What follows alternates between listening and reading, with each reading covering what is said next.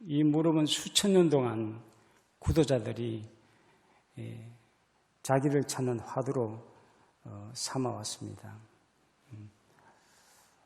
지금 이 순간에도 전국의 수많은 선방에는 성객들이 이먹고 순수한 우리말이죠. 나는 누구인가를 묻고 정진하고 있습니다. 더 놀라운 것은 현대의 인문학이 Who am I? 영어로 나는 누구인가를 묻고 있습니다. 과거에는 이 물음을 전문 수행자들이 물었었죠. 그런데 오늘날에는 누구나 이제 이 물음에 도전하고 있습니다. 우리가 정신을 바짝 차려야 할 것입니다. 그런데 사람들이 이 물음을 묻는다고 하는 것은 자기를 잊어버렸다는 자각을 하고 있다는 겁니다. 그렇죠? 자기를 찾아야 행복하다는 것을 알기 시작했다는 겁니다.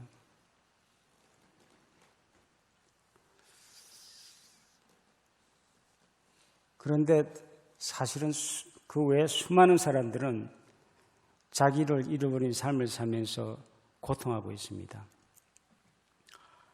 100년 전에 소태산 대종사님께서 나는 누구인가 이 소식을 얻으셨죠. 당신을 아셨습니다. 아시고 이 해상을 펴시면서 개교 동기에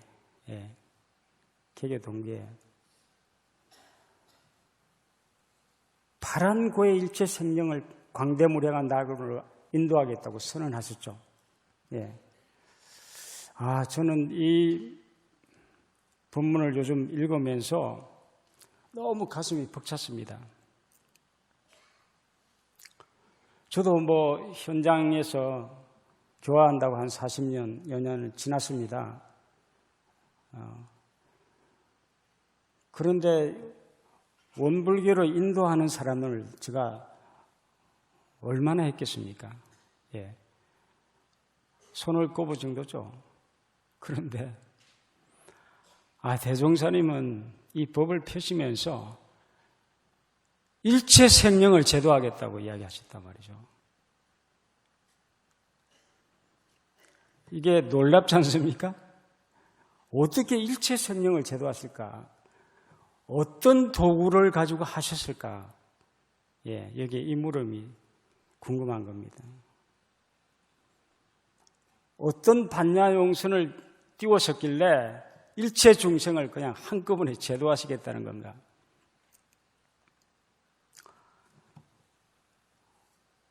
어떻습니까? 이 물음에 어떤 도구를 가지고 하셨을까? 한다면 아마 여기 계시는 분들은 거의 다 아시겠죠. 그게 그 이론의 법신불 이론상이죠. 이 이론상을 내놓으시면서 그렇게 외쳤다고 하는 것은 이 이론상이 얼마나 위대한 위력과 능력이 있는가 하는 것을 우리가 감지할 수 있을 것입니다.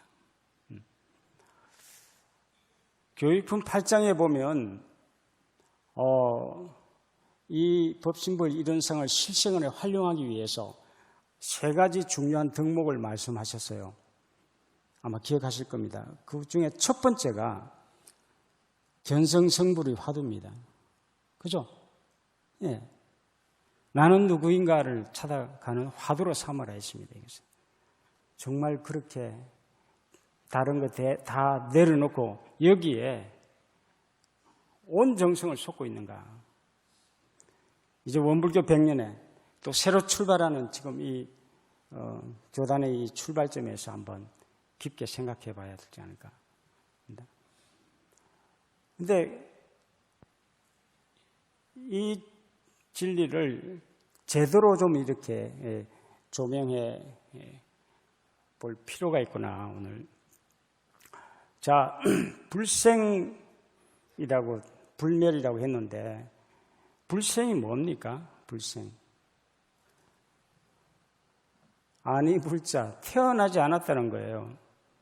내가 태어나지 않았고, 죽지도 않는다는 겁니다. 어떻습니까? 인도의 대선사에게 어떤 분이 찾아가가지고 연세가 어떻게 되십니까? 하고 물었더니 그분이 이렇게 대답했습니다. 나는 태어난 적이 없네. 와. 제대로 이분은 자기 모습을 말로 전해주고 있구나 느꼈습니다. 태어난 적이 없기 때문에 죽지도 않는 나가 있고,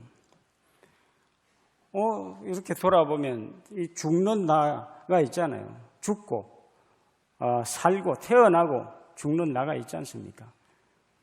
어느 것을 나로 삼고 있는가? 우리가 어릴 때 태어났습니다. 그런데 사실은 태어났다는 것을 내가 알았을까요? 알고 있는 사람이 있습니까? 꽝 하고 울며 나오면서 나 태어났어 하고 아는 사람이 없습니다. 부모들이 그에게 이름을 붙였어요. 붙이고 이게 너야. 그리고 생년월일이래. 그렇게 해서 뭡니까? 주민등록을 등본에 올립니다. 그렇게 해서 한 살이 되면 이제 한 살이 돼서 이렇게 나이를 매겼습니다. 그러면서 끊임없이 너 잘못 사면 죽어. 조심해. 병 걸리면 죽어. 또 주변에 그걸 또 보여줍니다. 죽는 것을. 그냥 가만히 있으면 멍청해서 넌 굶어 죽어. 부지런히 공부해야 돼. 성공해야 돼. 그런데 오늘날 인간을 내면을 증명하는 생명공학자들은 이렇게 우리에게 얘기했습니다. 태어남 자체가 위대한 성공이다. 살아있는 이 자체가, 태어남 자체가. 지금 내 존재 자체가 그렇게 했습니다. 온갖 우리는 자기도 모르게 자기 몸을 자기로 알고 살았습니다. 그렇게 해서 무엇을 입고, 무엇을 먹고, 또 어떤 집에 자고, 어떤 차를 타고 다니고, 내 계급이 어떤 지위가 어떻고 여기에 목숨을 걸고 있습니다. 오늘 이 나중에 부를 노래 또 나 없음에라는 노래 보셨죠? 나 없음에 큰 나 드러나고 이 노래 아시죠? 태어나지 않는 나, 죽지도 않는 그 나를 오늘 우리가 잠깐만이라도 한번 일별하는 시간을 갖겠습니다. 그게 아까 같이 우리가 봉독했던 반야심경에, 반야심경은 불교의 핵심 경전이죠. 아주 똘똘 뭉친 가장 짧은 경전이면서 그 첫 귀절에 다 잘 아십니다. 조견 오온계공 도일체구를 했습니다. 이 귀절을 가만히 들여다보면 아까 제가 말씀드린 대종사님 개교 동기에서 마지막에 하신 말씀과 그대로 연결됩니다. 한번 보십시오. 비추어 보라고 했습니다. 여기에 신비가 있어요. 비추어 보라. 오온이 공황. 오온이 뭡니까? 이 몸이에요. 색, 수상, 행식. 오온이 텅 비었다고 하는 것을 비추어 보아서 알면 도일체고액이라고 했습니다. 일체고액은 뭡니까? 일체의 고통을 넘어서리라. 파란 고액, 이 오온을 가지고 사는 삶이 파란 고액이에요. 파란 고액의 일체 생명을 단 한 번에 광대무량하는 낙원으로 인도하겠다고 하신 말씀은 똑같습니다. 오온이 공하다는 것만 보면, 비추어 보면, 그런데 사람들은 비추어 보지 않고 그냥 봅니다. 보니까 문제가 생기죠. 예. 자,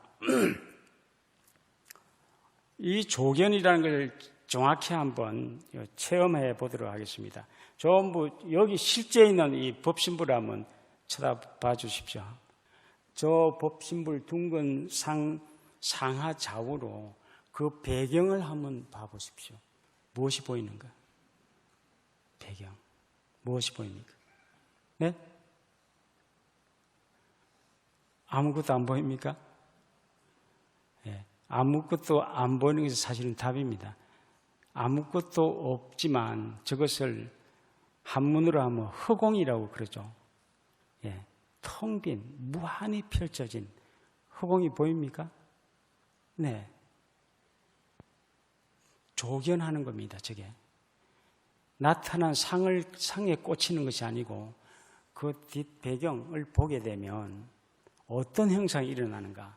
나타난 상이 갑자기 거룩하게 보이게 되죠. 보이지 않는 허공이 빚어내고 있는 한 존재니까요. 자, 이제 법신불보다도 절을 한번 쳐다보십시오. 절을 보실 때 저희 상을 딱 봅니다. 거의가 대부분이. 그렇게 보신 분은 절을 보고 이렇게 판단을 하죠. 분별하고. 크나 작나, 잘생겼네, 못생겼네, 각자 기준에 따라서. 풍채가 있네, 없네, 그렇게 분별합니다. 근데 절을 보면서 저 배경을 한번, 저 가장자리 바깥을 한번 이렇게 비추어 봐 보십시오.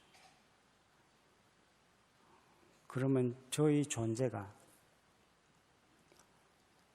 순간순간 나타내는, 보이지 않는 손길로 나타내는 곡물로 보이게 될 것입니다.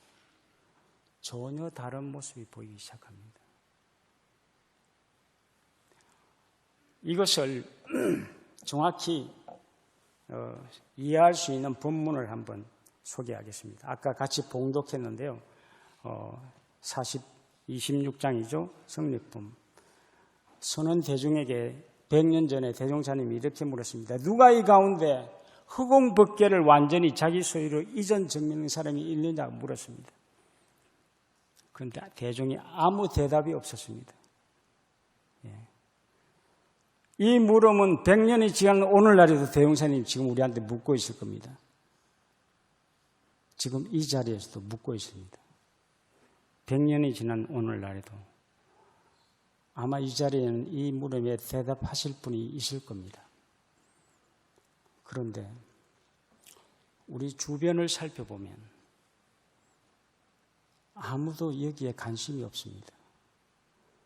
내가 뭘 입고 뭘 먹고 어떻게 살고 세상에 어떻게 출세하고 허겁지겁 살고 있다고. 그래서 다시 묻습니다. 다시 말씀하시기를 3세 모든 불보살들은 형상도 없고 보이지도 않는 허공법계를 다 자기 소유로 내는 데 공을 들였으므로 형상 있는 천지 만물도 자기의 소유로 수용하나 했습니다. 저는 이 귀절을 읽을 때 옛날에 리더십을 공부하던 때가 탁 떠올랐습니다. 리더십의 핵심 마지막 결론이 이겁니다. 가장 중요한 것을 선택해서 내 삶 앞에 또 내가 하는 어떤 조직이 가장 중요한 것이 무언가를 선택하는 일이 대단히 중요합니다. 선택해서 거기에 올인하라. 거기에 다 쏟아부어라. 다 얻어질 것이다. 그 입장에서 보면 3세 제 모든 부처님과 대종사님은 위대한 리더였구나. 리더의 요건을 제대로 갖춘 분이구나. 가장 중요한 견성성불하는 또는 허공법계를 소유하는 일을 내세우고 그것만 해나가면 형상 있는 천지 만물도 다 소유한다고 하신 이야기를 하고 계시니까요.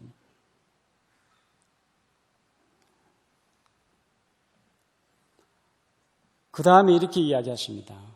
그 원인을 한번 보십시오. 범부와 중생들은, 일반 사람들은 형상이 있는 것만을 자기 소유로 상을 보고 살기 때문에 탐착함으로 이것이 영구히 제 소유가 되지 못할 뿐 아니라 제 소유 안 되죠? 아까운 세월만 허송하고 만하니 이 어찌 허망한 일이 아니려. 제가 이 본문을 읽을 때 저 마음이 아주 짠했습니다. 저도 지금 이제 조금 연장했습니다만 정년이 얼마 안 남았습니다. 수많은 세월을 허송세를 보냈구나. 가장 중요한 일을 두고 하찮은 일들에 허겁지겁 달려왔구나. 그 제가 보였습니다. 그래서 제가 오늘 이 우리 후배, 기숙사 후배 동지들한테 바라보는 눈이 정말 애틋합니다. 여러분들은 기숙사를 졸업하기 전에 허공벗기에 발이라도 담그는 일을 하고 나오십시오.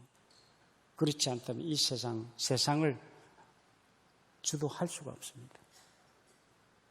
그래서 할 수 있겠습니까? 예, 감사합니다. 그러면서 하시는 이야기예요. 그러므로 그대들은 형상이 있는 물건만 소유하려고 허덕이지 말고 얼마나 허덕이며 살았는가. 형상 없는 허공벗기를 소유하는데 더욱 공을 들이라.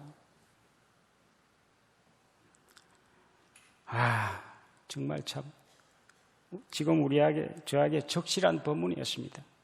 자, 지금 우리가 무엇을 하고 보고 있는가를 한번 보십시오. 우린 모두가 지금 상에 꽂혀 있습니다. 원시불교 아함경을 옛날에 공부할 때 보니까 재미있는 이야기를 하시더라고요. 유신견이라는 이야기를 하는데 이게 뭐냐면 인간이 가지고 있는 가장 큰 번뇌, 가장 큰 아픔을 주는 번뇌가 뭐냐고. 유신견, 이설유, 몸신, 볼견이에요. 내 몸을 나다고 보는 견해라는 겁니다. 여기에 인간의 모든 아픔이 있습니다. 나를 주장하는 사람들 주변에는 다 고통이 있습니다. 부딪히고. 이 몸을 나로 보고 있는 사람. 육아에 보십시오. 유교. 신원섭판을 아주 중요시 여기죠. 육아. 이게도 몸이 중심되고 있다 보니까 모이면 서로 갈등하고 싸웠습니다. 그리고 자기 뜻이 아니면 죽였습니다. 사람들을. 종교도 그렇게 하고 있습니다. 자기와 맞지 않으면 내쳤습니다. 이 몸 때문에. 그래서 정산 종법사님도 그대들 흑공이 되라 이렇게 외친 겁니다. 몸이 아니고 흑공이 되라. 흑공은 비었으므로 일체 만물을 소유한다 했습니다. 우리도 대인이 되려면, 대인이 뭡니까? 우리식으로 이야기하면 부처가 되려면 그 마음이 흑공같이 되어야 하느니라.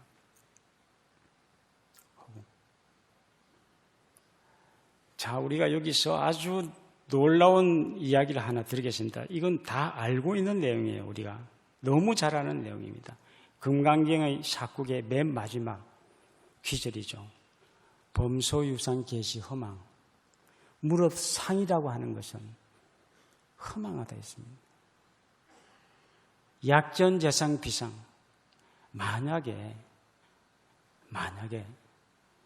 모든 이 나타난 상이 허상이라는 것을 안다면 적견열애, 열애를 보리라. 부처를 보리라. 처처불상하리라. 이게 금강경의 핵심 내용 우리한테 늘 전해주고 있었습니다.